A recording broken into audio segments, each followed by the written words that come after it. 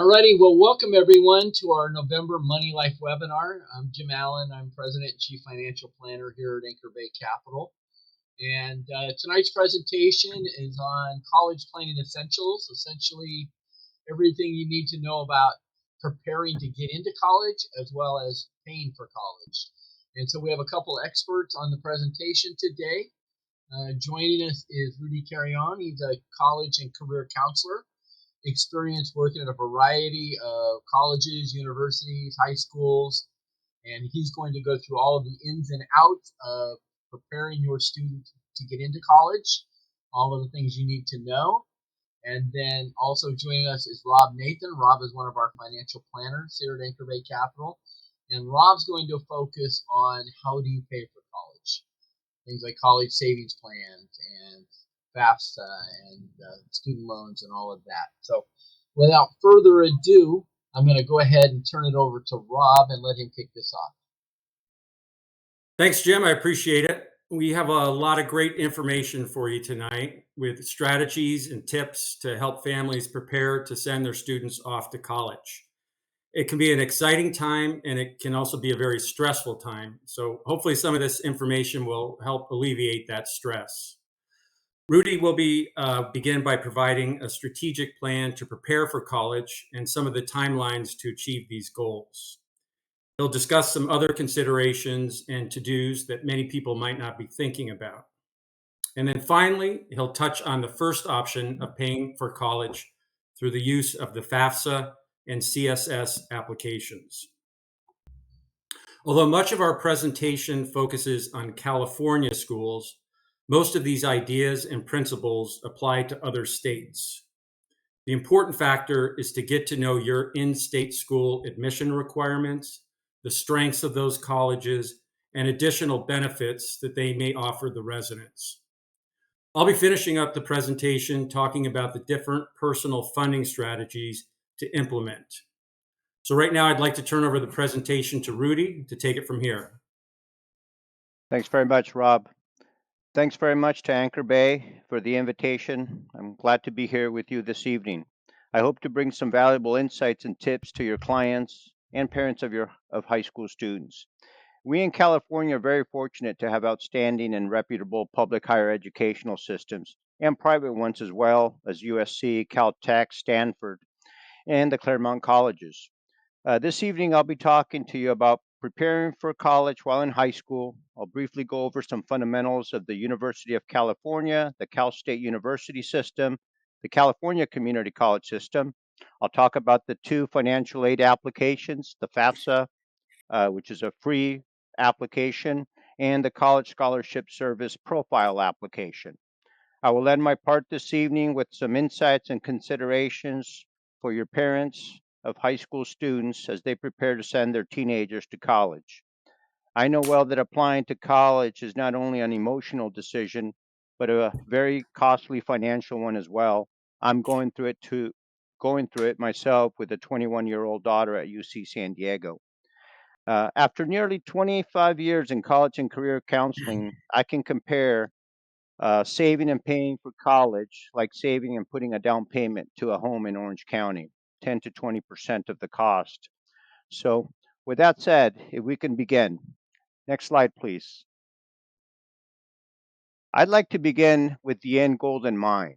So I'm going to begin, it's March, late March of 2026, and your daughter comes to your bedroom excited. She has just been admitted to UCLA for the fall of 2026. She's very excited. She just opened her email and there's an admissions offer to UCLA. You and your wife, of course, have mixed emotions. You're happy for your daughter. As you can see, all the sacrifices, college trips, visits, the advanced placement exams, community colleges, extracurricular activities finally paid off. At the same time, the realization of paying for college is just right around the corner. In that email, you see your first payment that's due June 1st. That's the statement of intent to register. It's simply you're formally or she's formally accepting the offer from UCLA, and you've got to put a non-refundable deposit. That's called the statement of intent to register, which is basically accepting their offer. In that same email, there's a lot of information, but the other key date will be sometime in July, July 1st, July 15th, when all her records, advanced placement scores, college transcripts, advanced placement scores, high school transcripts need to be submitted to UCLA, as well as international baccalaureate scores. All offers to college are conditional, and that means do not let your son or daughter their senior year relax. Years ago, I worked at the high school level, and a lot of students by spring break, they've just checked out. So make sure you read that letter in fine detail because all offers are conditional. One of the main reasons why college offers are rescinded is because students do not adhere to specific dates and timelines. But again, that email should be spelled out in detail. So now it's senior year, fall of 25, senior year of high school. Your daughter, your son should be enrolled in A through G classes in their senior year. All high school counselors in California are very, very familiar with the A through G classes, and your son or daughter should be strategically enrolled in these classes. Maybe two advanced placement classes that are part of the A through Gs. In that fall of their senior year, fall of 25, maybe they want to take the SAT. By the way, the UC system and the Cal State system do not require the SAT or the ACT for admission purposes. It's not going to help them, it's not going to hurt them.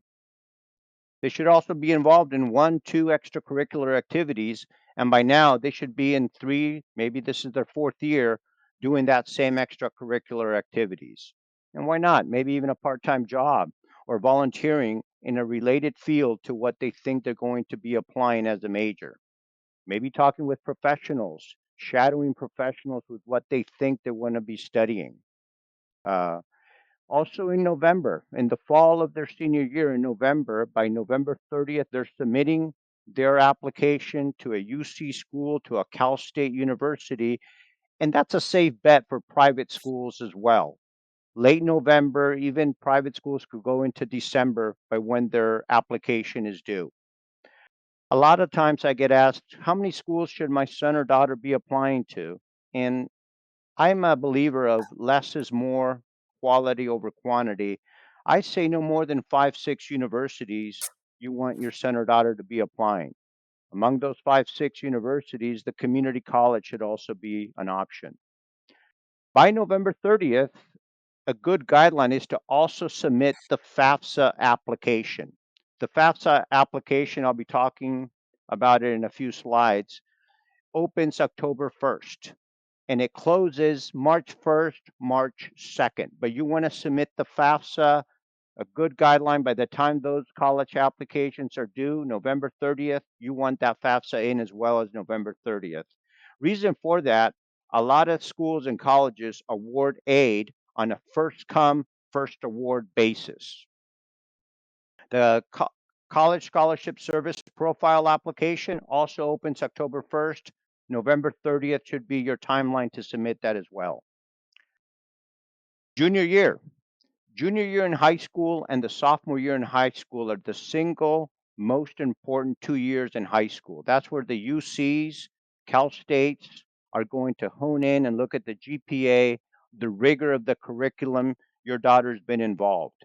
Their junior year, maybe they want to take one or two advanced placement classes. Maybe they want to be enrolled at the local community college, exploring their interests, taking classes that will count towards their bachelor's degree. It is called early college. It's sometimes also called dual enrollment. In simple terms, they're first and foremost a high school student and they're enhancing their bachelor's path by taking a community college class. I'll talk about the pros of dual enrollment community colleges in a few slides. The 10th grade's a good year also to take perhaps the PSAT, Preliminary Scholarship Aptitude Test. This is just a dry run for the SAT. Remember, it's not required for admissions. 10th grade's a good year to explore interest. I believe in vocational education. In California, we have an outstanding program. It's called regional occupational program. So if your son or daughter is interested in medicine, they've got classes related to CNA, certified nursing assistant, that they can take and explore those interests.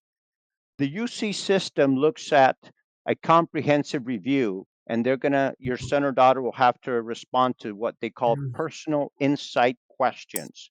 That's a good opportunity where they can expand on their ROP involvement and how that sparked an interest, maybe in the medical field or in the business field.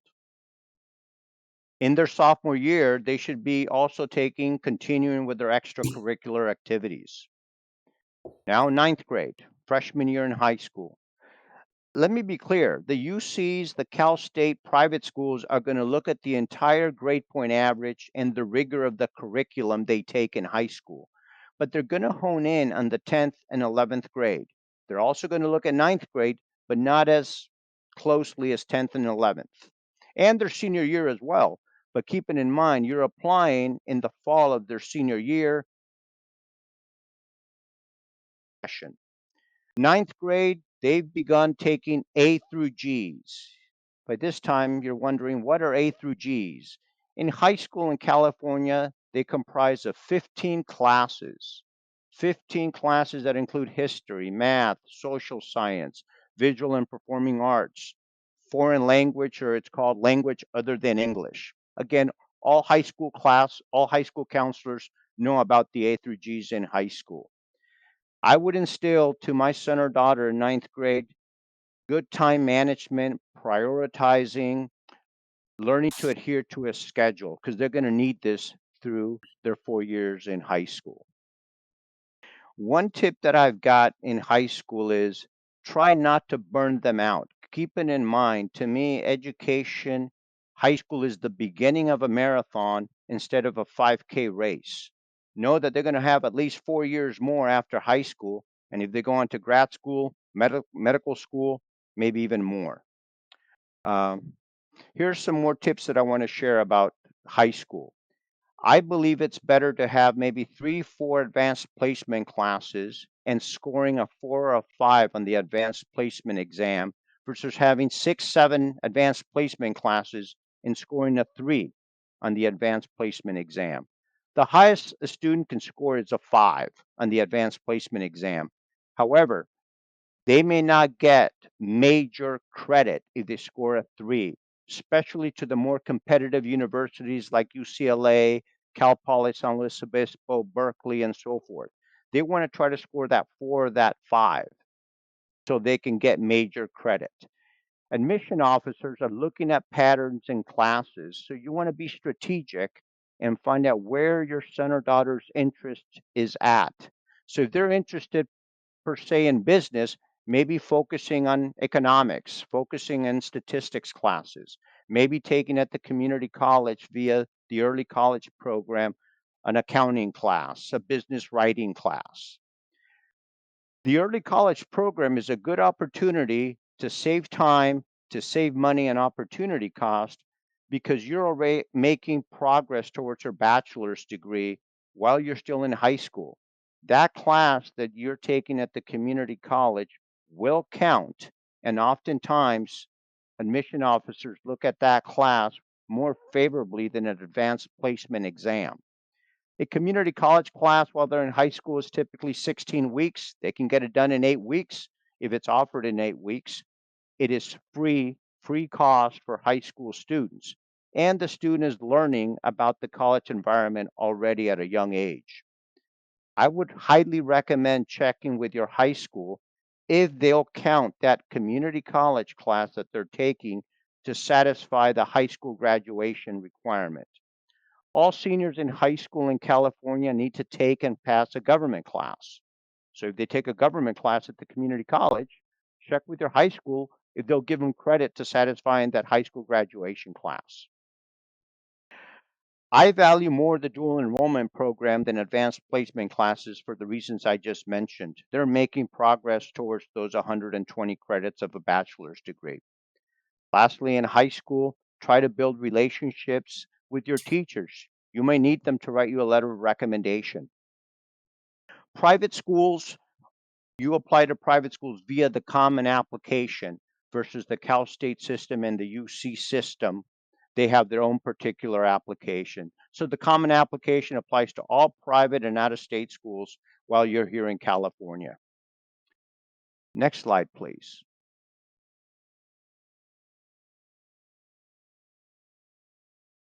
This is a comparison of the UC system and the Cal State system in California. World renowned, the University of California. There are 10 campuses: medical school, dental school, vet schools, law schools. They're on a quarter system versus the Cal State schools that are on semester systems. So quarters, there's 3 academic quarters: fall, winter, and spring. The summer quarter as well, but mainly 3 academic quarters to get in the UC system, where the Cal State system is on semesters, except Cal Poly San Luis Obispo, that they're still on quarter systems. The Cal State system is the largest public university system in the US, and they're known for being more pragmatic, vocational in their instruction, where the UC system is geared more towards research, if you will. The cost is significant. It is twice the cost in tuition and fees alone. So a UC school is approximately $15,000 a year for California residents, where a Cal State University, you're paying approximately $7,000, $7,500 a year in tuition and fees. When you add room and board, you're looking at about $35,000 to $37,000 a year for a UC education versus about $22,000, $23,000 a year for a Cal State education.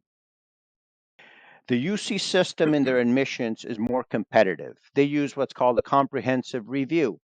They're looking at the rigor of the classes, they're looking at the extracurricular leadership opportunities you may have had. And they want 4 essays, they call them personal insight questions, out of 8 that the student chooses. This is an opportunity for your son, for your daughter to say something about themselves that is not in a college transcript or an exam. My advice with the personal insight questions is let them write it. Do not go and hire somebody to help them with the personal insight questions. Admissions officers know very, very well when it's legit writing versus not. The Cal State system, no personal insight questions, none whatsoever. You submit the application, they're looking at the grades, they're looking at the GPA, at the rigor of the curriculum. Honors and advanced placement classes give students 1 extra point to their grade point average. So that's why in high school transcripts you'll see weighted GPA versus unweighted GPA. Application timeline for both the UC and the Cal State system is in the fall. We're right in the middle of it. They've got till November 30th of 2025 for the fall, or for the fall 2026 quarter or fall 2026 semester. Next slide, please. Community college, the California community college system, arguably the largest higher education system in the world, for sure in the US. I work at a California community college here in Orange County at Santiago Canyon College. By far, it is the best value for your dollar. Your first 2 years, you're basically doing the same classes you would be doing at a UC, at a Cal State, at a private out of state university. And it's free via the California Promise Scholarship. All students that complete the FAFSA, the free application for federal student aid, whether your parents make $500,000 a year or $50,000 a year, qualify for the Promise Scholarship. They get 2 years of reimbursed tuition and fees. So you're paying the $46 per unit up front. Halfway through their semester, they'll run an audit. If the student's passing the classes, the fees will be reimbursed. The conditions: be enrolled full time, which is considered 12 credits, at least 12 credits a semester, and get a C or higher grade. It's very basic. Advantages of the community college system: most students at 18 are undecided. They're exploring, but most students are undecided. So it's great value for them to explore at zero cost, and they're satisfying general education classes for 33 universities in California. Why 33? 23 Cal States, 10 UCs. And a lot of the private colleges and universities here in California accept the general education from the California Community College. There are also guaranteed programs to get admitted to a UC or Cal State from a California Community College. The UC's got TAG, Transfer Admission Guarantee. If they fulfill the GPA requirement, they do the right classes at the community college, they're guaranteed into a UC, except Berkeley, except UCLA, and except UC San Diego. They don't accept TAG. The Cal State system has an associate degree for transfer program. They complete an associate's degree at a community college with at least a 2.0, and they're guaranteed admission into one of the 23 Cal States. Not necessarily the Cal State that they're applying. Most likely may not be Cal Poly San Luis Obispo because it's the most competitive Cal State, or not San Diego State, but they're getting into the system to complete their bachelor's degrees. Other advantages of the community college system. You want to be a nurse, you want to be an airline pilot. Orange Coast College has airline school, welding, auto technology, nursing, dental hygiene. We have the training. Some considerations about the community college that parents have asked me over the years, and two come to mind. One of them, we don't have the campus life, the fraternities, the sororities, the football games that you find at a 4 year university. The other one is that the student is not at their final destination. I'd like to think of it, you're grabbing a plane, a flight from LA, and you're going to New York. You've got a layover at Chicago O'Hare.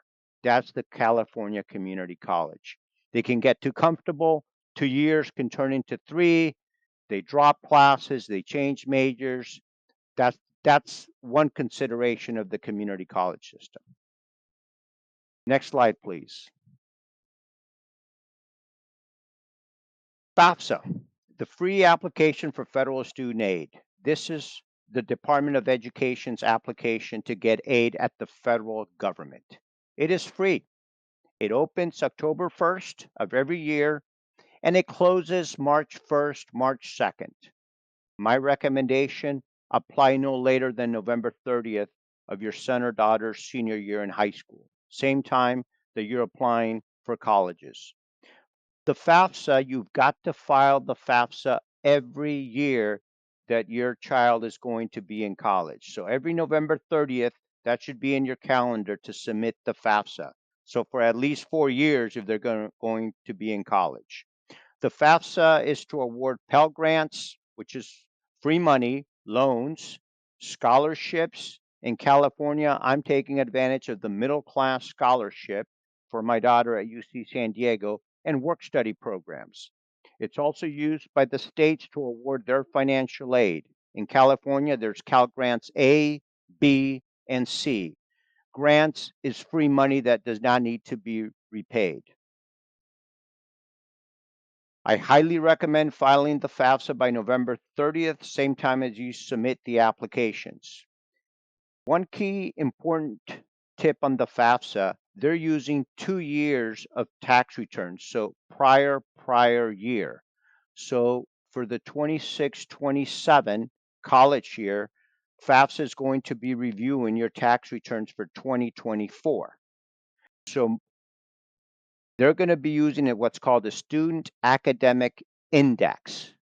And this is important. The higher your student academic index means the less financial aid at the federal government that you'd be receiving. So a higher student academic index is bad. You want to try to lower your student academic index. The FAFSA has what they call reportable assets. That counts towards the student aid index. That is rental properties that you may have, a cabin in the mountains, savings, your 529 and your child's 529 account if you have one, brokerage accounts, stock options, UGMA and UTMA accounts. All this counts towards the FAFSA. For parents, 5.64% of these reportable assets are used in the Student Academic Aid Index to fund college, where the student, if they've got assets, they're using 20% of these assets to help pay for college.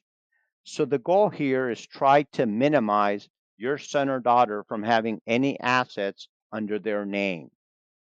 Now, what are the non-reportable assets? Well, your primary home. The equity and the value in your primary home is not used to achieve or to get to the student academic index. Life insurance. All types of retirement accounts, both Roth and traditional IRAs, are not used by FAFSA.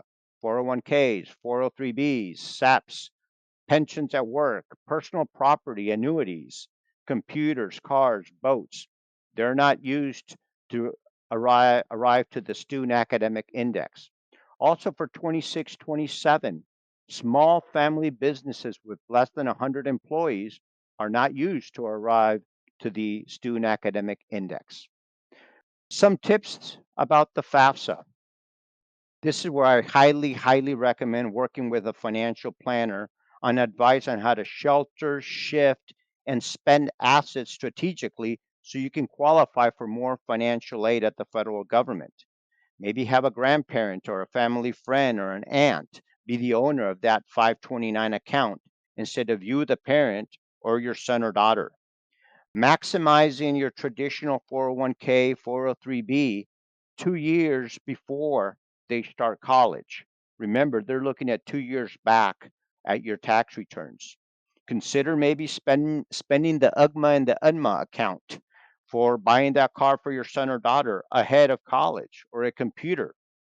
Maybe using the money in your savings to do that kitchen remodel that you've been wanting, or to do that roof. Another consideration with the FAFSA is don't contribute if you can, and this is where financial planning is key, to Roth IRAs or Roth 401ks. I'm not talking from professional experience, I'm talking for personal experience. 2 years ago, I contributed to my Roth 403b. I maxed it out, and this year, my daughter did not qualify for a California grant. So the key is plan, plan, and plan in financial aid. Next slide, please. The other application is the College Scholarship Service Profile application. Very similar to the FAFSA, same application window, opens October 1st. Apply early, but the CSS profile is used by selective, reputable colleges and universities. Here we're talking the Ivy Leagues, USC, Stanford, Claremont McKenna colleges in Claremont, California. It's the same time frame that you apply, and it's for the following year. But there is a cost to the CSS profile application. $25 for the first one, and if you're applying to multiple schools, it's $16 to $17 per application. It is a lot more inclusive and intrusive in looking at your assets. So any and all assets count with the CSS profile. If you come from divorced parents or both parents are divorced, they're looking at the assets and the incomes from both parents. Next slide, please. I want to end my talk this evening with some college insights and considerations as you prepare to send your son, daughter to college. Try to remove the emotion and the hype out of the whole process. I often get asked, what are the best schools for business XYZ major? And I try to rephrase the question. To me, it's what's going to be the best school for my daughter. Think about the cost, the location, what extracurricular activities are there at that university. Keep in mind, they're going to be living there 8 to 9 months of the year. Mark Twain said the coldest winter is the summer in San Francisco. Are they going to like being in cold weather? Back east, up north? Do they want a small school, medium sized school? Is there a religion that you practice? BYU in Utah or Notre Dame in Indiana? If going far for school, consider travel, cost for moving. Are they going to take a car? The tuition and the room and board. Try not to pay the fees up front. Inquire if they've got an installment plan. I'm taking advantage of an installment plan at UC San Diego for my daughter. I want to have my money. It's earning interest in a money market mutual fund, and I believe that it's always harder to get refunded. Health insurance. Is there a waiver for the college's health insurance? I'm taking advantage of the waivers. My daughter is on my health insurance plan. So I'm saving approximately $3,000 a year because we don't have to pay the health insurance at UC San Diego. Call your auto insurance company. Inquire if they drop below 12 units. Will they be covered? Discounts for a 3.0 grade point average. What's the savings if you completely remove your child from your auto insurance while they're in school, if they're not going to take the car? Ask if they drive the roommate's car and there's an accident. Will they be covered? File a FERPA, Family Education Rights Privacy Act release form with the college. File a HIPAA release form. You want to have access to all records of your son or daughter while they're in college: academic, financial, health, medical records, psychological records. Understand they're an adult and the schools are going to treat them like an adult. No class withdrawal and refund dates before the semester begins. Let's say they don't like it. Something happens. If they drop the class, will you be refunded the fees? Know that college after high school is not the only path. There's apprenticeship programs, there's trade schools, there's the military. And last but not least, I want to close this evening. Know that a great majority of students will be changing their majors 2 or 3 times. And what they study today or in the next 4 years, for the most majority of them, will have very little impact on the kind of work they're going to end up doing. The reality is they're going to be changing careers at least 2, more like 3 times in their lifetime.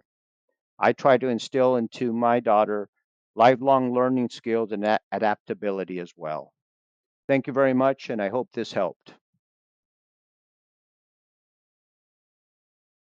If you could advance one more slide, Jim, that'd be great. Great. Thanks, Rudy. A ton of great information and tips there. Well, we all know that college costs have spiraled out of control. For many in state schools, you'll be looking at total cost for 4 years well in excess of $100,000, as is the case here in California, and double or even more than that for private schools.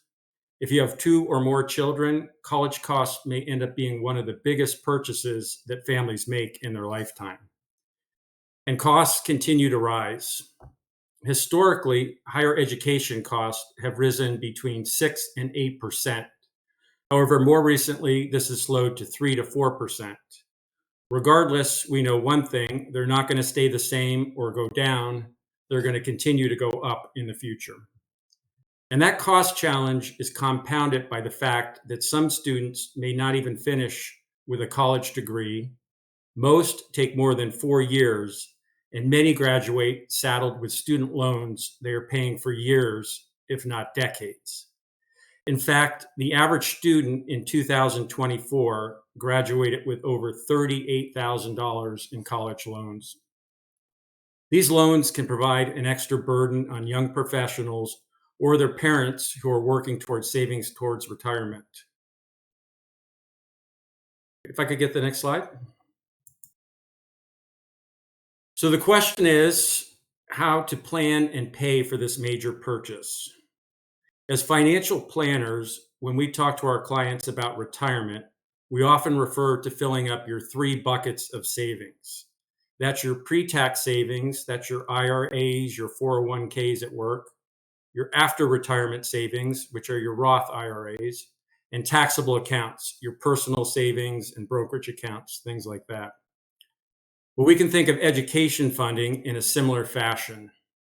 That first bucket to take advantage of: financial aid, scholarships, grants. This process primarily starts through the FAFSA and CSS applications that Rudy outlined just a minute ago. The second bucket is loans. This can be in the form of student or parent loans. Now, traditionally, this has been one of the major ways that families pay for college. However, I'll be addressing why this might be changing in the future and how to plan. And that final bucket is personal funds. And this can be broken down into after tax savings and tax advantage savings. Next slide.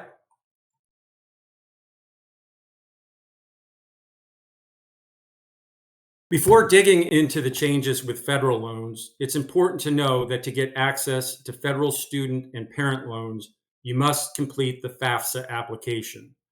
It's just one more reason you should be completing this every year and doing it early. Well, federal loans have gone under some major changes with the passage of the One Big Beautiful Bill Act, or OBA, that passed on July 4th of 2025. The idea behind the changes was to provide more clarity on the loans and the repayment terms, and to some extent, limit the amount of loans students and parents can access.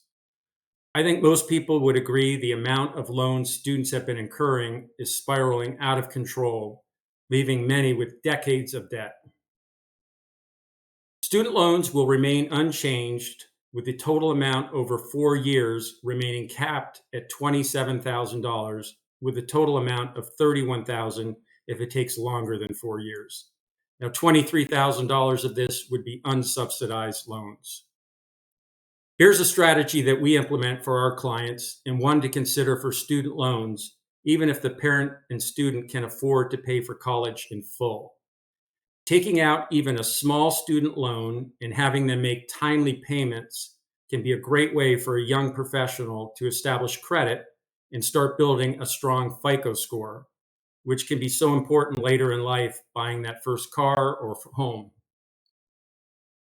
Grad Plus loans will no longer exist and are being replaced by direct unsubsidized loans. The loan amount is capped at $20,500 per year with a $100,000 aggregate cap and $50,000 per year for professional students such as lawyers and doctors with a $200,000 aggregate cap. So while the lifetime federal student loan had no cap in the past, it's now $257,500. And that would be for professional students only who can get those higher loan amounts. Parent Plus loans are undergoing major changes as well. While these loans were not capped in the past, there is now a $20,000 per student per year limit with a $65,000 aggregate lifetime cap per student. So in looking back to the cost of four-year colleges, I discussed being well in excess of $100,000 and often much more. Federal loans of $96,000, that would be $31,000 at most for students and $65,000 for parents, won't cover the costs anymore. This leaves your financial aid, scholarships, and personal savings buckets to make up the difference. This emphasizes the importance of budgeting and setting guide rails when planning for this expense. Now, one way that OBA seeks to simplify the repayment process is there will now be only two ways to repay your loans. The first is the standard repayment plan. This works very similar to traditional loans in that it will be a set payment for a set amount of years. Prior to OBA, borrowers who did not enroll in a repayment plan would be automatically enrolled in a 10-year standard repayment plan. However, with the changes in OBA, the loan amount will now determine the fixed repayment term. It will range for 10 years for loans under $25,000 up to 25 years for loans of $100,000 or more. It's important to note that any Parent Plus loans currently in the income-driven repayment plan, which I'll discuss in a second, will be switched to the standard repayment plan. And all new parent plan loans will also be under the standard repayment plan. Next slide. The second loan repayment option under OBA is an income-driven repayment plan called the Repayment Assistance Plan, or RAP. Current income-driven repayment plans such as ICR, Pay, and Save will be shifted over to the WRAP plan starting July 1st of 2028. Now, this plan derives the monthly payment based on adjusted gross income, or AGI, of the borrower. Unlike previous IDR plans, there will be a minimum repayment of $10 per month for those with an AGI under $10,000. And previously, if your income was low enough, you didn't have any repayment whatsoever. There is also no repayment limit under the WRAP program. So someone, for example, with an AGI of $100,000 will have $10,000 in annual payments, 10% of that $100,000 AGI. And an AGI of $200,000 would require $20,000 in annual payments. Now, married couples will be allowed to file separately if they are under this plan, if it makes sense to do so. Sometimes it can be an advantage to lower your repayment amount if the spouse with the loan has a much lower AGI. Next slide, please. There are some additional elements to the WRAP plan. The main one being there is no negative amortization of these loans. In other words, the loan balance will not increase during the lifetime. Now, previously, if you had a principal and interest payment of $500 and were only making payments of $200, the loan balance would increase. In fact, now the loan balance will drop by a minimum of $50 per month, regardless if the payment meets the total principal and interest charge. So again, for example, someone who has a principal and interest payment of $700, but has an AGI that only requires a $400 payment, they'll still have that loan balance go down by $50 a month. And the same would hold true for someone who's making that minimum $10 payment a month, an automatic reduction of $50 per month. There's also an additional $50 reduction in principal for each dependent the borrower claims on their tax return. And all loans will be forgiven after 30 years of payment. This is a little longer than previous loan programs, which sometimes forgave payment after 20 or 25 years. And as with all other types of loan forgiveness, this amount will be considered in your taxable income. So you need to make sure to plan accordingly if this applies to you. Next slide, please. Public service loan forgiveness programs will remain essentially unchanged for the time being. This program forgives loan balances for borrowers who work full-time jobs in the government or nonprofit 501c companies. There has been some talk under the Trump administration about certain 501c organizations not being eligible, but to date, there are no limitations. And unlike other federal loans, this forgiven amount is tax-free. So another huge benefit of this type of loan program. Next slide, please. Once your federal loans have been capped, the main borrowing option for students and parents will be private loans from banks, credit unions, or through the university. Now, the downside to these types of loans is interest rates will be higher, there's less flexibility with your payment options, and loan forgiveness is not available. The student loan landscape is undergoing some major changes, and the terms and logistics are still being worked out. With the potential elimination of the Department of Education, there is even more uncertainty moving forward. In general, the main takeaway is to be sure to establish your college budget limits. Some federal loans that may have been uncapped in the past will now have limits, so plan accordingly. And the standard repayment plan and the repayment plan, assistance plan will be the only two payment options available after July 1st of 2026. Loans currently under other repayment terms may be phasing out after July 1st of 2028. So it's best to stay updated on policy change and to consult with a college loan specialist if you have any questions on your current repayment plan.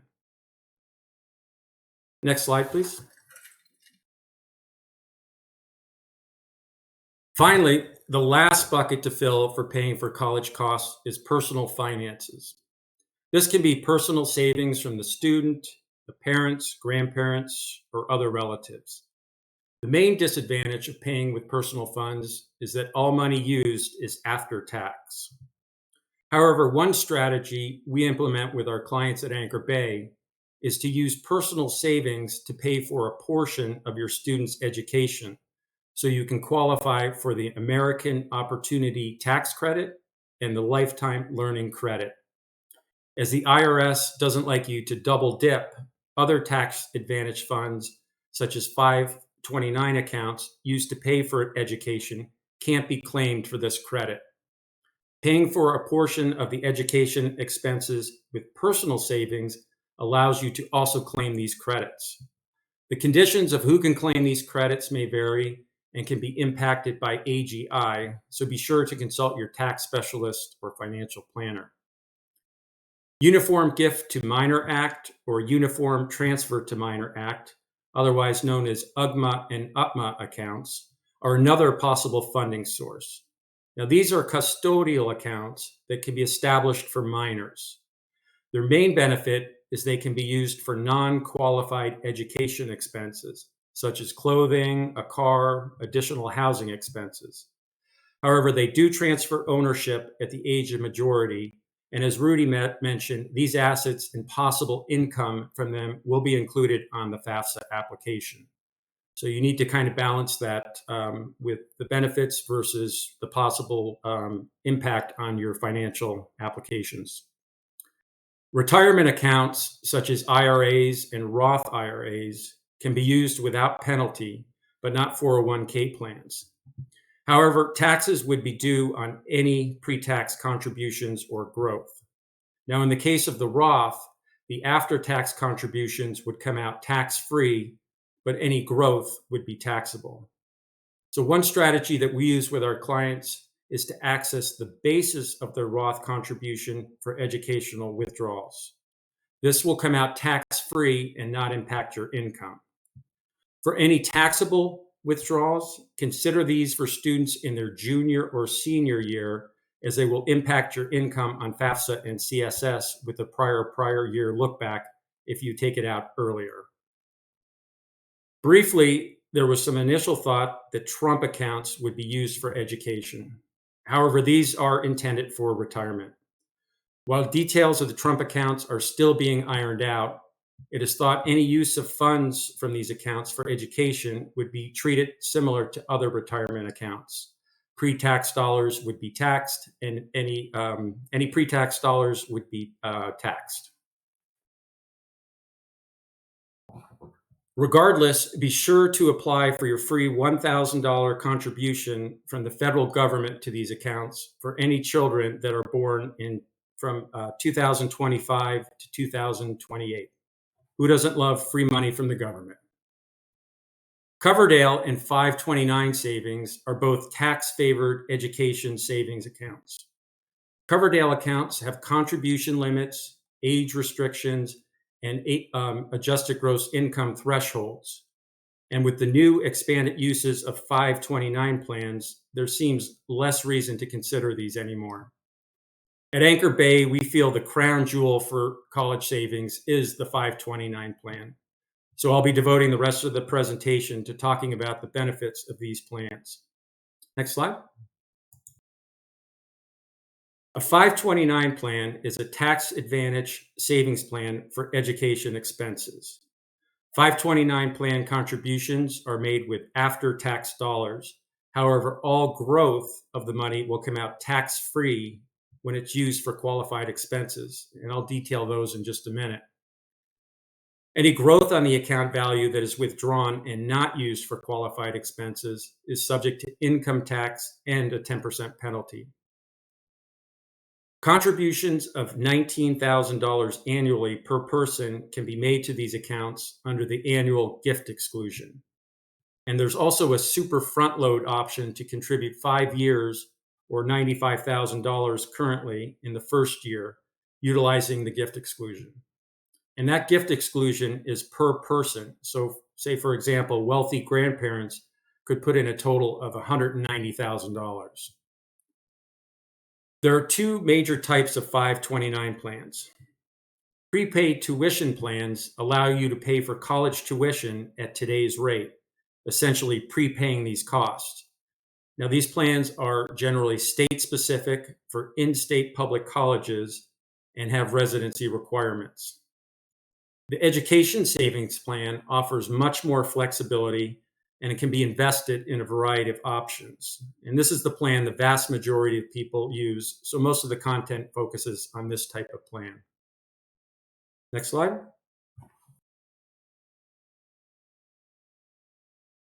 With recent changes from the Secure and OBA, 529 plans now cover a wide range of qualified expenses. And this is one of the main reasons that we recommend them to so many of our clients. These include tuition and fees for colleges and grad school, but it's also recently been expanded to include apprenticeship programs, trade schools, professional development, certificate programs. Room and board is also covered to the extent of the amount listed for that college in the cost of attendance, and that varies from college to college. But for example, if the cost of attendance lists room and board of $1,000, $1,000 would be a qualified education expense for an off-campus apartment. K through 12 tuition coverage is being expanded in 2026 from $10,000 per year for tuition only to $20,000 per year for tuition, fees, and other expenses, such as fees for standardized testing, tutoring, and even school uniforms. Textbooks, computers, and required supplies are all covered, as well as any special needs services that are needed. And there's also a one-time use of up to $10,000 that can be applied to pay off student loans. Next slide, please.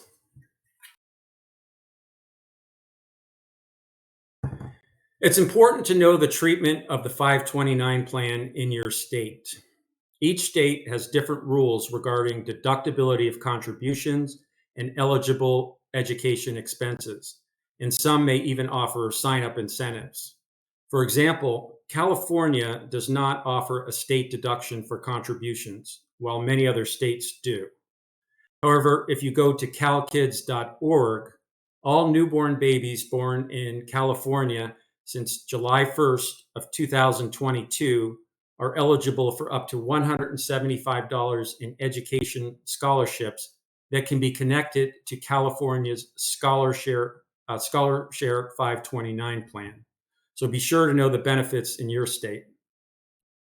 Also, while 529s are not federally capped, state limits can vary significantly from $275,000 on the low end up to $620,000.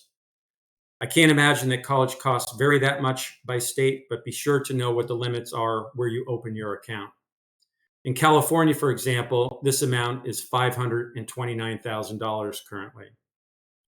You may invest in a state plan other than your own. Each state offers different investment options. Most common is a target fund, which is similar to a retirement target fund that will invest more aggressively in things like stocks early and move to more conservative investments such as bonds as the child nears age 18. This is so you're not putting the principal at risk when the money is needed. And there's a great resource to compare all 529s, the features, the fees, performance, and overall ranking, and that's savingsforcollege.com.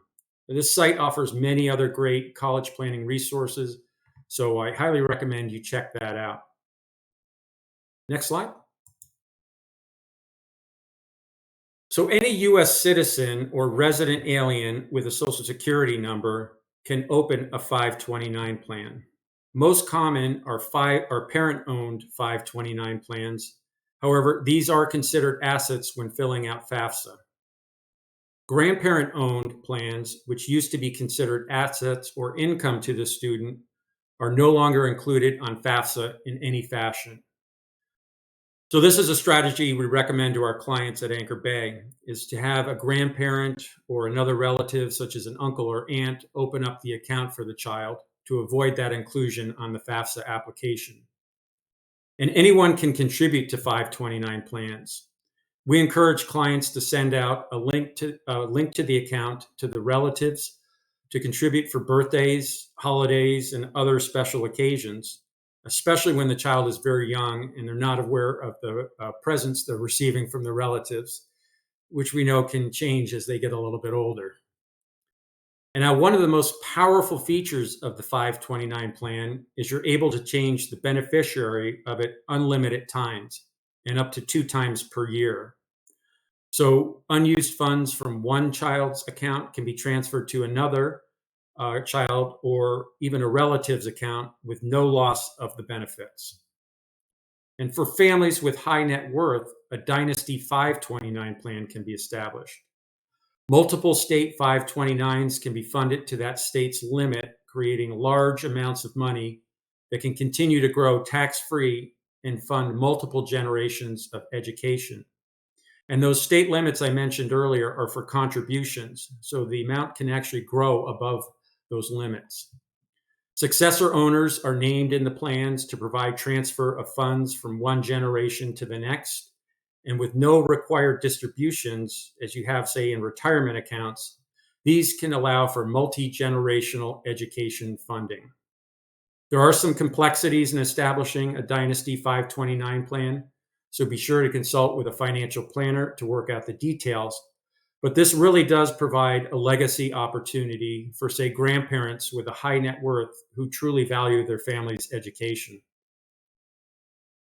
529 accounts can also be rolled over into ABLE accounts, which are used to pay for qualified expenses for individuals with disabilities. It is important to be aware of the current $100,000 threshold on this account that would impact Social Security income and other government benefit programs that that person may be receiving. Next slide. Well, should none of these options and features yet convince you to open a 529 account, there's still one more major benefit. The Secure Act allowed unused 529 funds to be rolled over to a Roth IRA. The Roth IRA must be in the name of the beneficiary, and it's limited to $7,000 per year. The beneficiary must have at least that much earned income, just as they would with any other IRA or Roth contribution. And there's a $35,000 lifetime cap for these rollovers.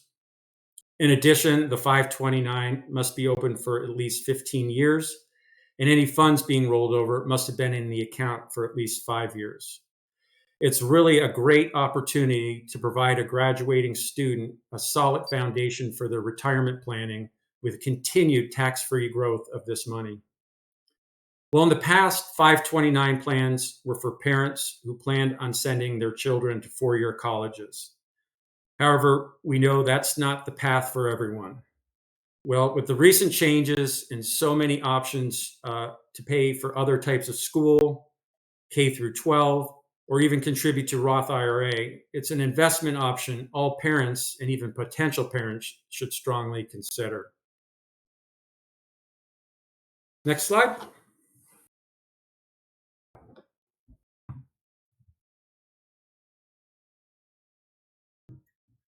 Next slide.